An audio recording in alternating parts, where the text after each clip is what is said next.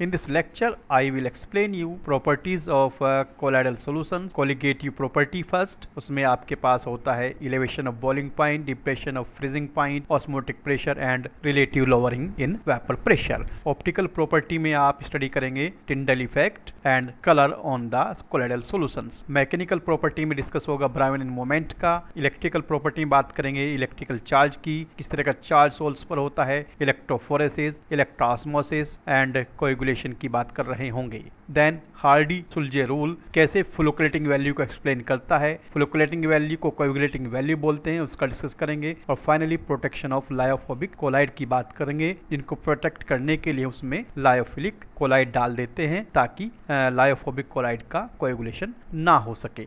Properties of colloidal solutions जो divided हैं colligative property, optical property, mechanical properties and electrical property. Colligative properties में आपके पास होंगी elevation of boiling point, depression of freezing point, relative lowering in vapour pressure and osmotic pressure, जो कि better property है colligative. यहाँ पर optical property में Tyndall effect की बात करेंगे और कैसे कलर सॉल्यूशंस पर होता है उसकी डिस्कस होगा. मैकेनिकल प्रॉपर्टी में आता है आपका ब्राउनियन मोमेंट और इलेक्ट्रिकल प्रॉपर्टीज में आता है इलेक्ट्रिकल चार्ज, कैसे कहते हैं कोलाइड्स पर पॉजिटिव या नेगेटिव चार्ज होता है, इलेक्ट्रोफोरेस कोलाइडल पार्टिकल्स का एक ही इलेक्ट्रोड पर मूव करना, इलेक्ट्रोऑस्मोसिस डिस्पर्सन मीडियम का मूव करना, कोएगुलेशन और किस तरह से कोएगुलेशन किया जा सकता है, इन सब का वन बाय वन डिस्कस करेंगे. First of all colligative properties जो हैं elevation in boiling point, depression in freezing point, osmotic pressure and relative lowering in vapour pressure. ये सभी जो कोलिगेटिव प्रॉपर्टीज हैं कोलोइडल सॉल्यूशन में कम एक्सटेंट, कम ऑर्डर में ऑब्जर्व होती हैं in compare to true solution, जिसका इन पर डिस्कशन हमेशा होता रहता है. लेकिन जो ऑस्मोटिक प्रेशर है वो यहाँ थोड़ा सा बेटर एक्सप्लेन हो सकता है, बेटर मेजर हो सकता है. रीजन क्या है, देखें कि कोलोइडल पार्टिकल्स का जो साइज है वो एनलार्ज है, यानी उसका एवरेज एटॉमिक मास भी ज्यादा होगा in compare to the mass, atomic mass, average atomic mass of the particle of true solutions. Elevation in boiling point, depression in freezing point and relative lowering in vapour pressure कम observe होता है colloidal solutions में, चूंकि उनके particle का size और मास true solutions के particle की साइज के कंपेयर में लार्ज होता है, बड़ा होता है. इसलिए कोलोइडल सॉल्यूशंस जो है कोलिगेटिव प्रॉपर्टी को कम शो करते हैं in compare to true solution वाली प्रॉपर्टी को. ऑप्टिकल प्रॉपर्टी टिंडल इफेक्ट जो कि ट्रू सॉल्यूशन में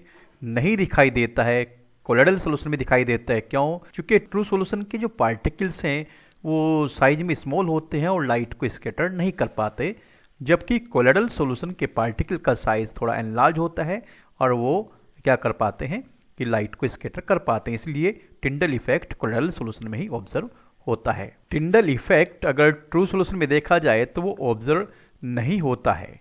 अगर हम जो लाइट पास कर रहे हैं उसी की डायरेक्शन में देखें तो ट्रू सॉल्यूशन क्लियर नजर आता है.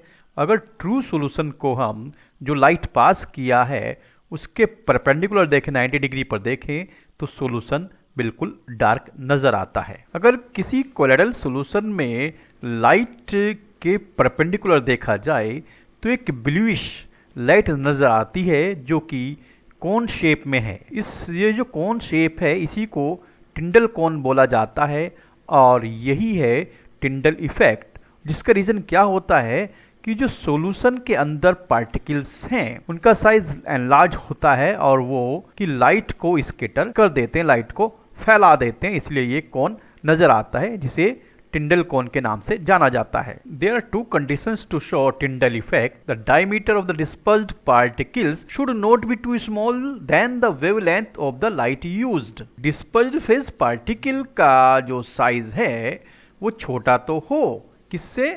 जो वेवलेंथ लाइट के यूज किया उससे, बट बहुत छोटा ना हो, तब आपको टिंडल कोन दिखाई दे सकता है. दूसरा रीजन है कि जो रिफ्रैक्टिव इंडेक्सेस हैं डिस्पर्स्ड फेज या डिस्पर्सन मीडियम के, उनमें काफी डिफरेंस होना चाहिए. They must be differ greatly in magnitude. कौन? डिस्पर्स्ड फेज और डिस्पर्सन मीडियम जो हैं उनका रिफ्रैक्टिव इंडेक्स आपस में डिफरेंट होना चाहिए. तो these two conditions to show the Tyndall cone in colloidal solution. True solutions and colloidal solutions को टिंडल इफेक्ट के थ्रू हम डिफ्रेंशिएट कर सकते हैं, पता लगा सकते हैं कि कौन ट्रू सॉल्यूशन है और कौन कोलाइडल सॉल्यूशन है। लाइट पास करने से अगर हमें कौन नजर आता है जबकि परपेंडिकुलर देखा जा रहा है तो वो कोलाइडल सॉल्यूशन है, और डार्क नजर आ रहा है परपेंडिकुलर देखने पर तो हम कहेंगे कि वो ट्रू सॉल्यूशन है।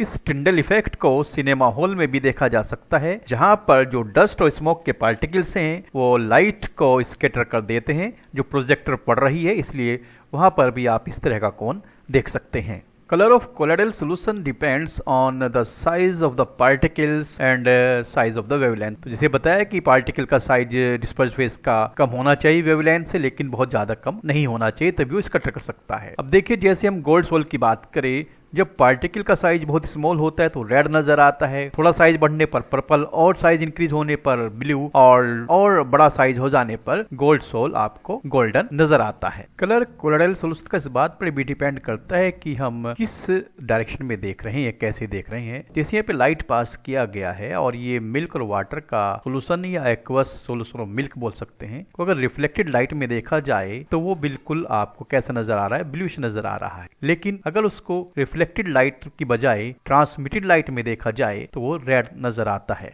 Brownian moment it is the colligative property जो कि मैकेनिकल में आती है, मैकेनिकल प्रॉपर्टी है। मैकेनिकल क्यों कह रहे हैं? क्योंकि मोशन हो रहा है। जो डिस्पर्स्ड फेस के पार्टिकल्स हैं कोलाइडल सॉल्यूशन में, वो इस तरह से जिगजैग मोशन करते रहते हैं, और इस जिगजैग मोशन का डिस्पर्स्ड फेस के पार्टिकल्स का जो जिगजैग मोशन है उसका रीजन होता है डिस्पर्सन मीडियम का अनकंट्रोल्ड बम्बार्डमेंट। जो अनकंट्रोल्ड बम्बार्डमेंट डिस्पर्सन मीडियम का है, इसी वजह से डिस्पर्स्ड फेस के पार्टिकल्स में ये जिगजैग मोशन होता रहता है, और this motion is responsible for the stability of the colloidal solution. Colloidal solution stable होने का रीजन है ब्राउनियन मोमेंट, क्योंकि यहाँ स्टीयरिंग इफेक्ट चलता है। स्टीयरिंग इफेक्ट जिसे हिलाते रहते हैं ना, तो पार्टिकल मूव करते रहते हैं, तो पार्टिकल मूव करते रह रहे हैं तो कोलाइडल सॉल्यूशन बना रहता है और पार्टिकल्स नीचे सेटल नहीं हो पाते। तो दैट इज व्हाई हम कह सकते हैं कि Brownian moment is responsible for the stability of colloidal solution. Brownian moment इस बात पे भी डिपेंड करेगा कि पार्टिकल का साइज कितना है। जितना पार्टिकल का साइज स्मॉलर होता चला जाएगा, ये लार्ज साइज है, स्मॉल और ये स्मॉलेस्ट हो गया, जितना पार्टिकल साइज स्मॉल होगा उतनी ब्राउनियन मोमेंट फास्टर होगी। दूसरी ये बात डिपेंड करेगा विस्कोसिटी पर, जितनी लेसर विस्कोसिटी है, जितनी थिकनेस कम है, जितना सोल्यूशन डेंस नहीं है यानी कम गाढ़ा है, उतना ही ब्राउनियन मोमेंट ज्यादा होगा। यानी अगर गाढ़ापन ज्यादा है सोल्यूशन में तो ब्राउनियन मोमेंट कम हो जाता है। Charge on colloidal solutions. Colloidal solutions में टू टाइप का चार्ज हो सकता है, पॉजिटिव और निगेटिव। अगर पार्टिकल पर पॉजिटिव चार्ज एब्जॉर्ब है तो वो पॉजिटिव चार्ज कोलाइड होते हैं, और उनके पार्टिकल्स पर, डिस्पर्स्ड फेस पार्टिकल्स पर अगर निगेटिव चार्ज एब्जॉर्ब है तो उन्हें निगेटिव कोलाइडल सॉल्यूशंस बोलते हैं।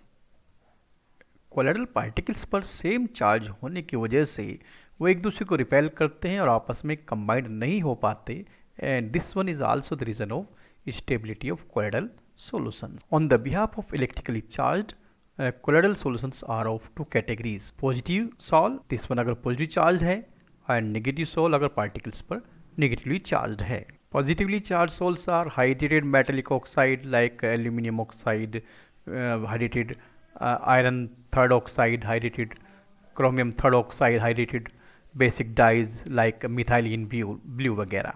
और नेगेटिव चार्ज सोल में आपके starch sol, metal sol, copper sol, gold sol, metal sulphide sol, arsenic sulphide sol, acid dyes, Congo, red etcetera are the negative charged sols. Charge on collide depends on the professionally adsorption particles from the solution।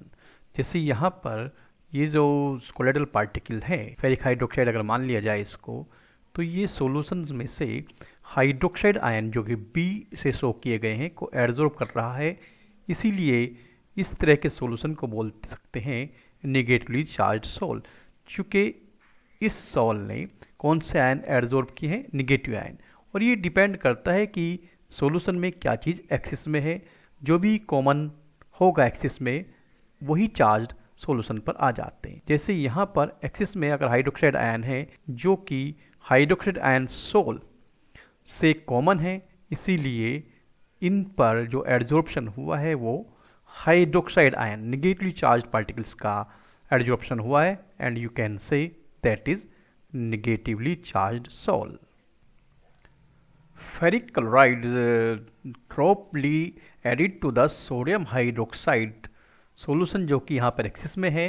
अब sodium hydroxide solution यहाँ axis में है, तो जो ferric chloride से ferric hydroxide soul बनेगा वो soul ferric ions की बजाय हाइड्रोक्साइड आयंस दिस ये जो हाइड्रोक्साइड आयंस हैं इनको एड्जॉर्ब करेगा। क्यों करेगा? क्योंकि कॉमन कौन हो रहे हैं यहाँ पर? Hydroxide ions. जो हाइड्रोक्साइड आयंस कॉमन है उसी को एड्जॉर्ब करेगा और हाइड्रोक्साइड आयन पर चार्ज होता है निगेटिव, इसीलिए सोल तैयार होगा negative ferric hydroxide sol. On the other hand अगर फेरिक क्लोराइड को वाटर में डालेंगे जब वाटर एक्सिस में है तो जो फेरिक हाइड्रोक्साइड सोल बनेगा वो फेरिक ऑक्साइड कहें या फेरिक हाइड्रोक्साइड कहें, जो सोल बनेगा वो ferric ions these ferric ions in ferric ions को एब्जॉर्ब करेगा और जिन पर चार्ज होता है पॉजिटिव, Fe पर पॉजिटिव चार्ज होता है, इसलिए जो सोल तैयार होगा यहाँ पर फेरिक ऑक्साइड हाइड्रेटेड या ferric hydroxide that will be positively charged. These hydroxide ions from sodium hydroxide, this one, ये जो फेरिक आयंस हैं Fe पॉजिटिव आयंस ये फेरिक क्लोराइड से किस पर?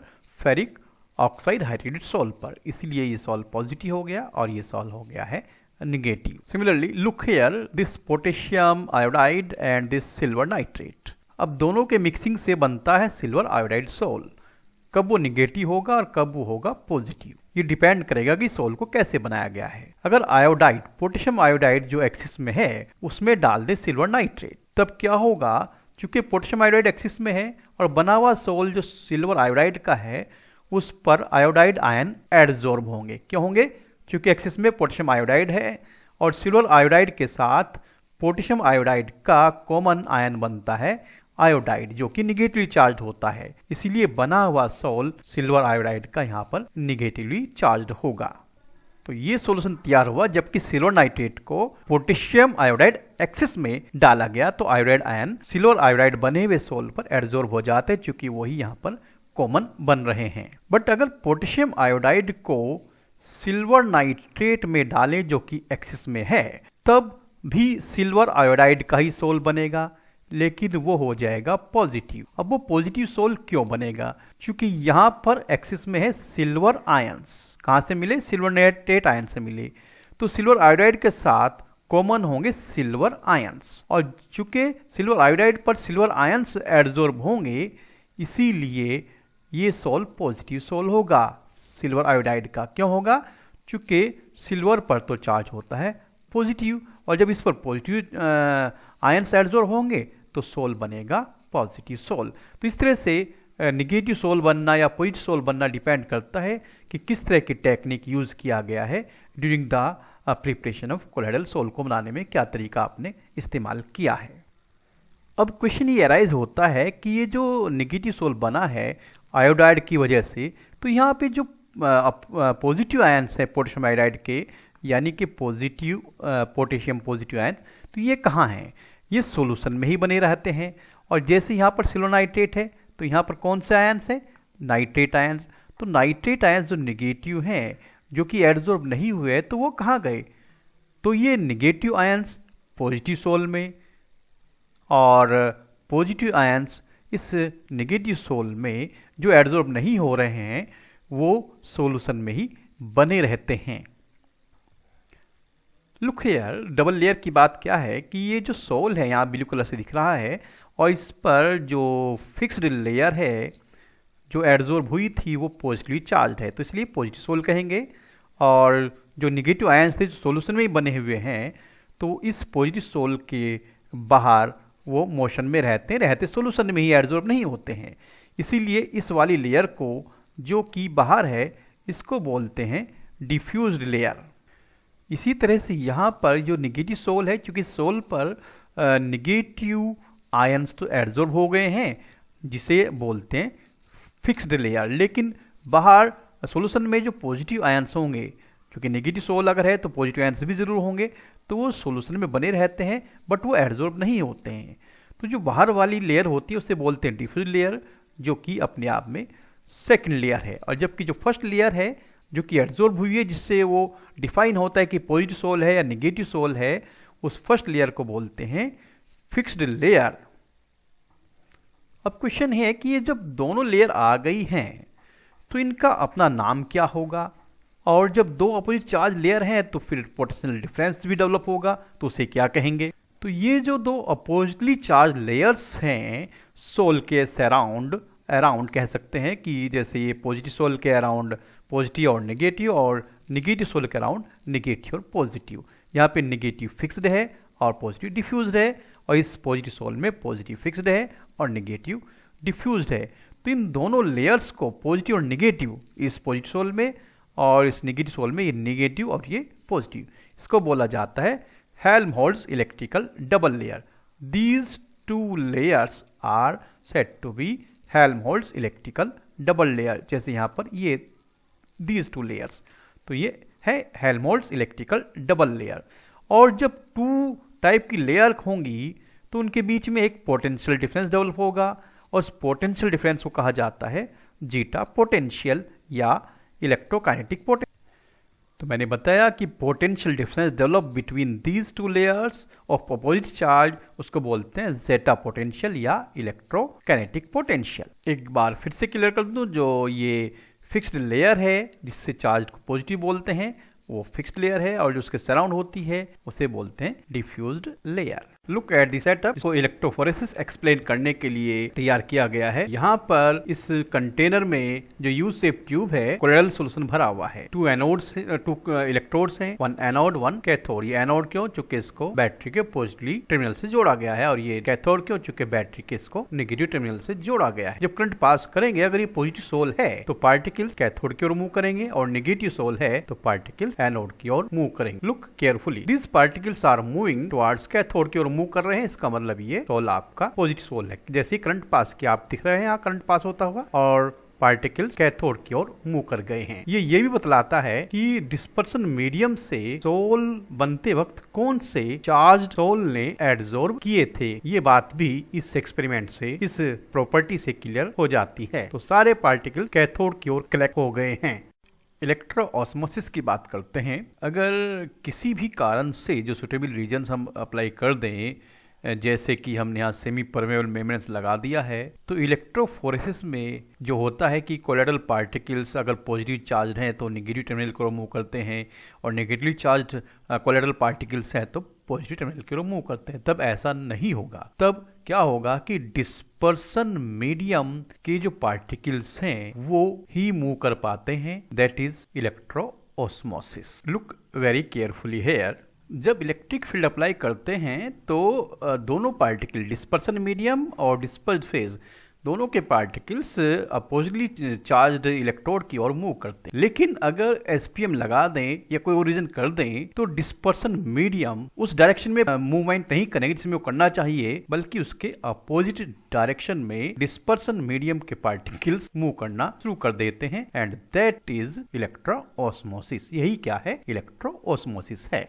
कोएगुलेशन, फ्लूकोलेशन या प्रेसिपिटेशन क्या होता है सोल्स का, कि सोल्स में यानी कोलोइडल सॉल्यूशन में जब कोई रीजन क्रिएट कर दें तो उसके पार्टिकल्स सेटल डाउन होने लगते हैं। यानी settling of particle by any virtue, किसी भी रीजन से पार्टिकल्स का सेटल हो जाना कोएगुलेशन या प्रेसिपिटेशन या फ्लूकोलेशन होता है। इसे कई तरीके से कर सकते हैं। इलेक्ट्रोफोरेसिस जैसे आपने पढ़ा कि करंट पास करते हैं तो सारे पार्टिकल एक ही इलेक्ट्रोड पर जमा हो जाते हैं, जमा हो गए तो सेटल हो गए तो क्या हो गया? कोएगुलेशन हो गया है। Mixing two oppositely charge sol, अगर पॉजिटिव सोल और नेगेटिव सोल को मिक्स करेंगे तो डेफिनेटली क्या हो जाएगा? वहां पर न्यूट्रलाइजेशन हो जाएगा, पार्टिकल सेटल हो जाएंगे, that is coagulation of the sol. Boiling कर देंगे तो बॉइलिंग करने से भी क्या होता है? कोएगुलेशन कैसे होता है? बॉयल करेंगे तो जो चार्ज पार्टिकल प्रोफेशनली एब्जॉर्ब हुए थे उनकी काइनेटिक एनर्जी इंक्रीज होगी और वो सोल से हट जाएंगे, रिमूव हो जाएंगे, और जब चार्ज पार्टिकल हट जाएंगे तो चार्ज रहेगा नहीं और पार्टिकल्स एग्रीगेट होना शुरू हो जाएंगे, नीचे बैठना शुरू हो जाते हैं बाय बॉइलिंग। तो बॉइलिंग के थ्रू भी हम सोल्स का कोएगुलेशन कर सकते हैं। परसिस्टेंट डायलाइसिस, यानी डायलाइसिस को लंबे समय तक अगर जारी रखें तो भी सोल्स का कोएगुलेशन हो जाता है। क्योंकि डायलाइसिस चलता रहेगा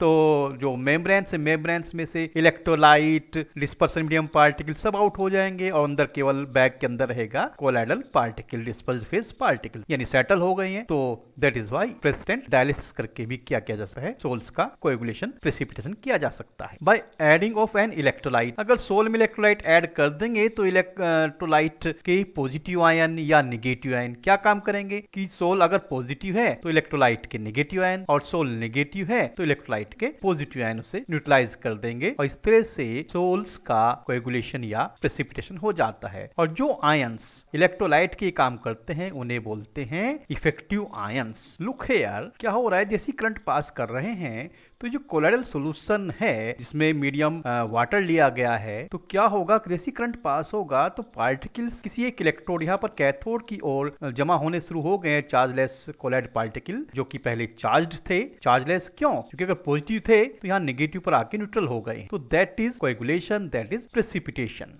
अगर दो अपोजिट चार्ज सोल जैसे पॉजिटिव सोल और नेगेटिव सोल को इक्वल प्रोपोर्शन में मिक्स कर दिया जाए तो भी कोएगुलेशन हो जाता है। जैसे 1:1 में इसको मिक्स किया गया है तो क्या हो गया है, कोएगुलेशन हो गया है। इस तरह का एक एग्जाम्पल भी लिया जा सकता है, जैसे ये फेरिक ऑक्साइड जो पॉजिटिवली चार्ज सोल है और इसको नेगेटिव चार्ज सोल यानी कि आर्सेनियस सल्फाइड के साथ 1:1 मिक्स किया जाए तो कोएगुलेशन हो जाता है। पॉजिटिव चार्ज सोल नेगेटिव का न्यूट्रलाइजेशन कर देते हैं और इस तरह के कोएगुलेशन को कहा जाता है म्यूचुअल कोएगुलेशन। अब बॉइलिंग करने से कैसे होता है कोएगुलेशन, बॉइलिंग करते हैं तो प्रोपोर्शनली जो चार्ज पार्टिकल्स थे वो काइनेटिक एनर्जी इंक्रीज होने से रिमूव हो जाते हैं और केवल डिस्पर्स फेस पार्टिकल बचते हैं जो कि नीचे शटल होना शुरू हो जाते हैं, and that is coagulation by boiling the colloidal solution. Look carefully, कैसे चार्ज जो थे उस पर वो ऑपरेट हो गए हैं और ये पार्टिकल्स नीचे सेटल हो रहे हैं, और ये ही कोएगुलेशन है या इसको प्रेसिपिटेशन भी बोल सकते हैं। फ्लुकुलेशन भी यही है, दिस इज प्रेसिपिटेशन।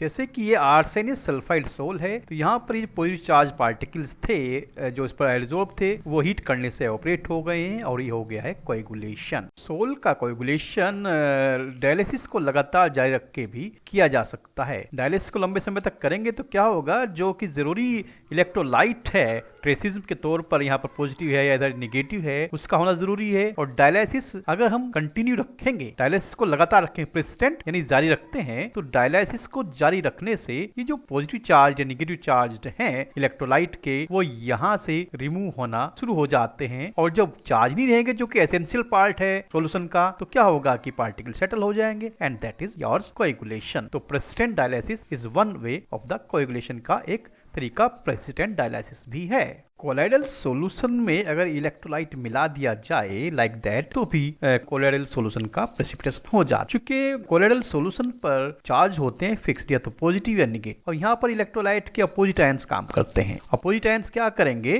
प्रेसिपिटेशन कर देंगे। जो अगर पॉजिटिव चार्ज था तो नेगेटिव आयंस न्यूट्रलाइज कर देंगे, और नेगेटिव चार्ज था तो पॉजिटिव आयंस को न्यूट्रलाइज कर देते हैं। इस तरह से जो पार्टिकल्स हैं वो नीचे सेटल होना शुरू हो जाते हैं, and that is responsible for the coagulation, that is one neutralisation.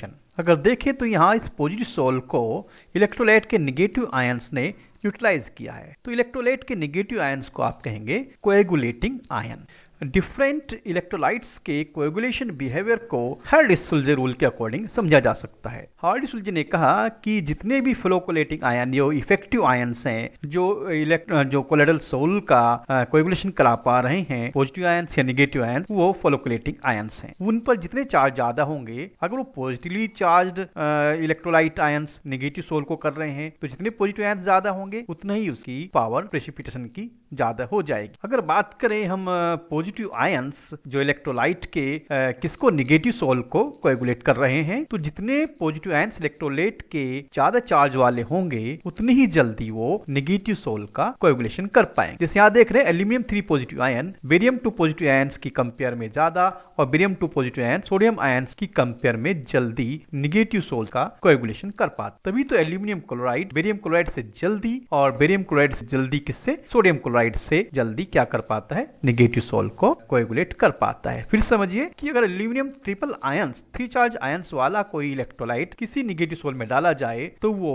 Barium 2 positive वाले आयंस के इलेक्ट्रोलाइट के कंपेयर में जल्दी कोएगुलेशन कर देगा, और बेरियम 2 पॉजिटिव वाला आयन सोडियम सिंगल पॉजिटिव वाले आयंस की कंपेयर में जल्दी निगेटिव सोल्स का कोएगुलेशन कर देगा। इसी तरह से अगर पॉजिटिव चार्ज सोल की बात करें तो उन्हें इलेक्ट्रोलाइट के निगेटिव आयंस कोएगुलेट करते हैं, प्रेसिपिटेट करते हैं, है ना। तो पॉजिटिव सोल के लिए अगर 4 निगेटिव आयंस वाला इलेक्ट्रोलाइट इफेक्टिव आयंस दे रहा है तो वो 3 निगेटिव चार्ज वाले आयंस कंपेयर में जल्दी कोएगुलेशन करेंगे। तो जैसे जैसे आप देख रहे हैं कि ये सिंगल निगेटिव से डबल निगेटिव से ट्रिपल निगेटिव से 4 निगेटिव चार्ज हो रहा है, तो जैसे जैसे निगेटिव चार्ज बढ़ रहा है इफेक्टिव आयंस पर, फ्लोकोलेटिंग आयंस पर, वो उतनी ही जल्दी पॉजिटिव सोल का क्या कर पाएगा, कोएगुलेशन कर पाएगा। यानी जैसे जैसे वैलेंसी कम होगी वैसे वैसे कोएगुलेटिंग पावर कम हो जाएगी। व्हाट इज कोएगुलेटिंग वैल्यू या फ्लोकेटिंग वैल्यू? अगर इलेक्ट्रोलाइट के वो मिलीमोल्स जो कि 1 लीटर सॉल्यूशन को 2 घंटे के अंदर कोएगुलेट कर सकते हो, प्रेसिपिटेट कर सकते हो, दैट मिनिमम कंसंट्रेशन उस इलेक्ट्रोलाइट की होती है फ्लोकोलेटिंग वैल्यू या